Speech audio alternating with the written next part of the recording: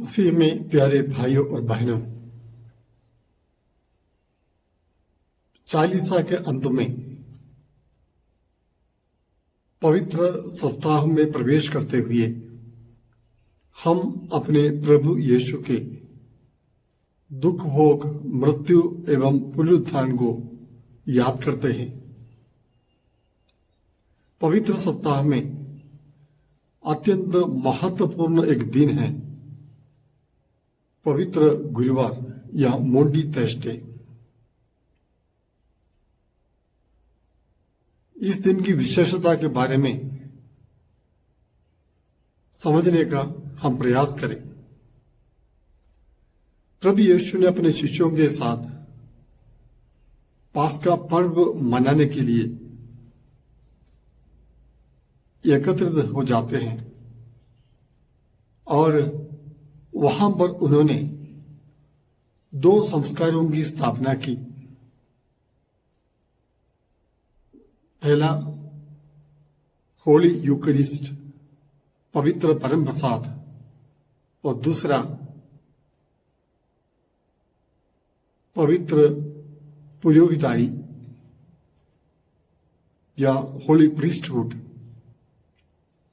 इन दो संस्कारों की स्थापना करते हुए प्रभु यीशु ने यह चाहा कि वह मनुष्य के हमारे बीच में निवास करे और हमें आध्यात्मिक भोजन देते हुए, आध्यात्मिक पेय देते हुए हमारी जीवन यात्रा को मजबूत बनाए।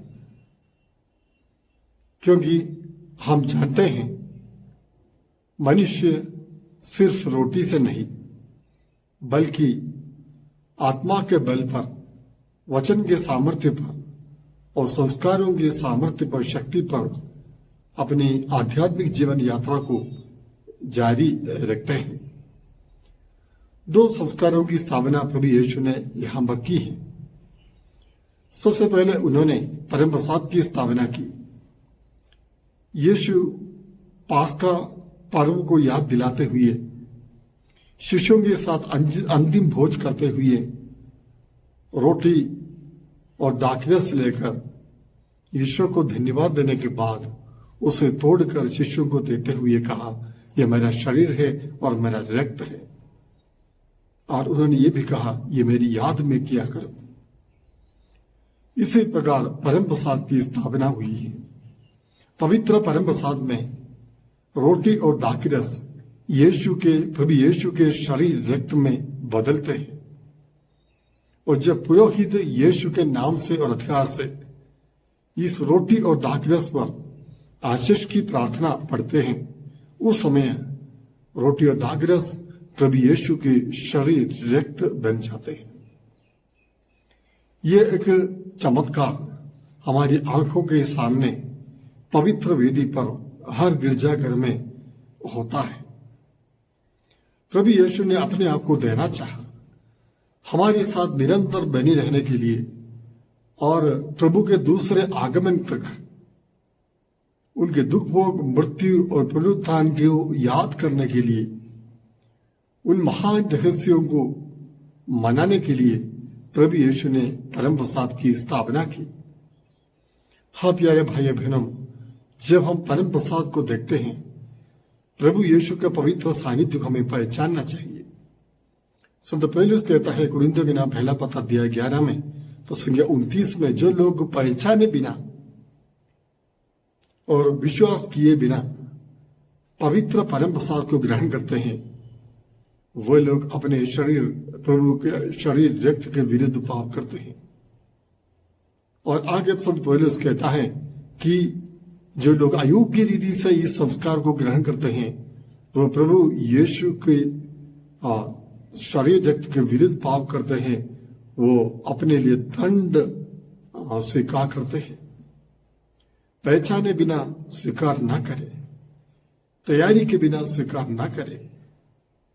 विश्वास के अभाव में अगर आप परम प्रसाद को ग्रहण करें तो ये पाप बनता है, प्रभु में बताना चाहता है। हाँ प्यारे भाई और बहनों, प्रभु यीशु ने अपने आप को देने के लिए परम प्रसाद की स्थापना की। यीशु ने कहा, जी मैं तुम्हें एक नई आज्ञा देता हूं, जिस तरह मैंने तुम्हें प्यार किया तुम एक दूसरे से प्यार करो। ये प्यार की आज्ञा का पालन करना हमारे जरूरी है। जो कोई प्रभु के पवित्र वेदी से यीशु के शरीर रक्त को ग्रहण करते हैं, उनका जीवन में एक फर्ज बनता है वे एक दूसरे को प्रेम करें। जिस तरह मसीह ने प्रेम किया उसी प्रकार हमें प्यार करना चाहिए। मसीह के प्रेम की विशेषता क्या है हम जानते हैं। सबसे प्रथम हम देखते हैं उनके प्रेम की विशेषता यह है कि बिना शर्त वे प्रेम करते हैं। इसलिए वचन में बताया गया है वो धर्मी और अधर्मियों दोनों पर पानी बरसाता है, भले और बुरे दोनों पर सूर्य उगवाता है। तो प्रभु किसी प्रकार का भेदभाव नहीं करता है। उनका प्रेम अनकंडीशनल है, कि बिना शर्त का प्रेम है और क्षमा करने वाला प्रेम है, क्षमा देने वाला प्रेम है। दूसरों को क्षमा करते हुए हमें प्रेम करना चाहिए। और इतना ही नहीं, हम जानते हैं प्रभु का प्रेम हमेशा बना रहता है, अनंत काल तक बना रहता है। मसीह के शरीर रक्त को ग्रहण करते हुए हमें भी इसी प्रकार का प्रेम को दिखाना चाहिए। बिना शर्त का प्रेम, क्षमा करने वाला प्रेम, हमेशा बना रहने वाला प्रेम। अगर इस आज्ञा का पालन करने का हम प्रयास करें तो हमें अपने जीवन में कोई दुश्मन नहीं मिलेगा। जितने भाई बहन हमसे मिलते जुलते हैं उन सबों के साथ प्रभु की आज्ञा के अनुसार प्यार करने के लिए, प्रेम करने के लिए एक प्रेरणा जरूर हमें मिलेगा। इतना ही नहीं प्यारे भाइयों बहनों, जो लोग प्रभु के शरीर रक्त को ग्रहण करते हैं उन लोगों को अपने आप को दूसरों को देना चाहिए। जिस तरह मसीह अपने को तोड़कर दिया, अपने आप को समर्पित कर दिया, उसी प्रकार हमें भी एक दूसरे के लिए समर्पित होना चाहिए, एक दूसरे की सेवा करनी चाहिए। इस सेवा भाव को सिखाने के लिए, इस शिक्षा को समझाने के लिए प्रभु यीशु ने अपने शिष्यों का पैर धोए। यीशु ने शिष्यों का पैर धोते हुए उन्होंने कहा, मैं गुरु और प्रभु होते हुए भी मैंने आपका पैर धोया है, तो तुम्हें भी एक दूसरे का पैर धोना चाहिए, एक दूसरे की सेवा करनी चाहिए। प्रभु की सेवा करना दूसरों की सेवा करना है। मनुष्यों की सेवा किए बिना हम प्रभु की सेवा नहीं कर सकते हैं। अगर आप सच्चे हृदय से प्रभु के प्रति जो प्रेम है उस प्रेम से प्रेरित होकर, प्रभु के जीवन से प्रभावित होकर अगर आप अपने भाई बहनों की सेवा करें, उनसे प्रेम करें, तो जरूर आपको उसका प्रतिफल मिलेगा। प्रभु हमें बताना चाहता है नम्रता का भाव अपने जीवन में रखना जरूरी है। जो कोई यीशु के शरीर रक्त को ग्रहण करता है उन्हें अपने लिए नहीं जीना चाहिए। उन्हें जिस तरह यीशु ने अपने आप को हम सबके लिए प्रदान किया, उनका अपना जीवन दुनिया की मुक्ति के लिए एक बलिदान के रूप में समर्पित किया, इसी प्रकार हमें भी अपने जीवन की आहुति देना चाहिए दूसरों के लिए, दूसरों के उत्कर्ष के लिए, दूसरों की भलाई के लिए, उनके उद्धार के लिए हमें प्रयास करना चाहिए, प्रयत्न करना चाहिए। हाँ प्यारे भाई बहनों, प्रभु यीशु ने पवित्र पुरोहिता की स्थापना की। पुरोहित होकर उन्होंने प्रथम बलि वहां पर चढ़ाया।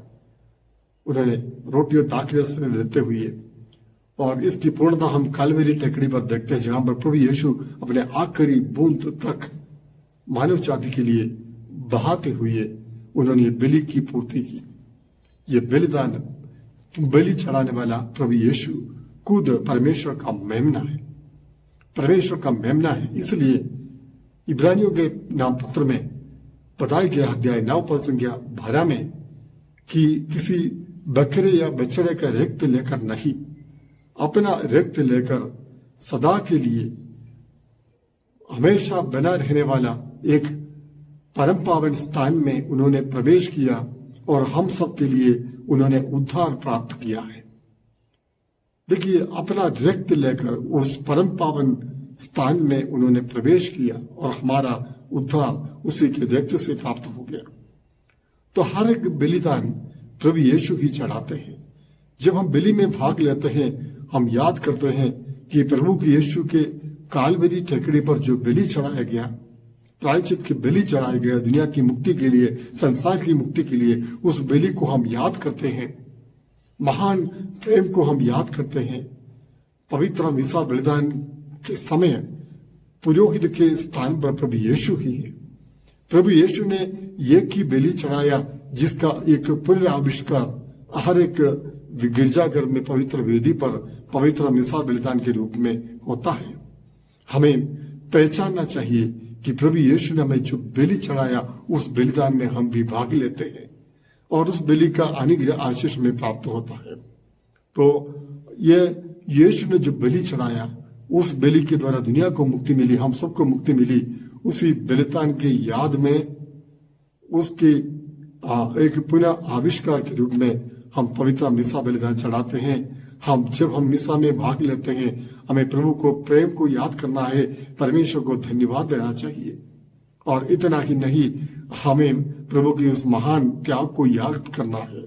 और प्रभु ने एक नए विधान की स्थापना की, नए विधान का रेश रखा। ये नया विधान का रक्त है, ये नया विधान का रक्त है, एक नया विधान। जैसे हम प्रभु को स्वीकार करेंगे, प्रभु के वचन के अनुसार जीवन बिताएंगे, उस समय प्रभु हमारे बीच में, हमारे जीवन में निवास करेंगे। हम प्रभु के साथ निवास कर सकते हैं, प्रभु के साथ जीवन बिता सकते हैं, प्रभु के साथ अपने कार्यों को कर सकते हैं। अगर प्रभु हमारे साथ है, ईश्वर हमारे साथ है, तो हमारे लिए, एक विश्वासी के लिए, एक क्रिस्ती के लिए कुछ भी नामुमकिन नहीं। हाँ प्यारे भाइयों बहनों, पास्का पर्व के उपलक्ष्य में यीशु ने अंतिम भोज में परम प्रसाद की स्थापना की।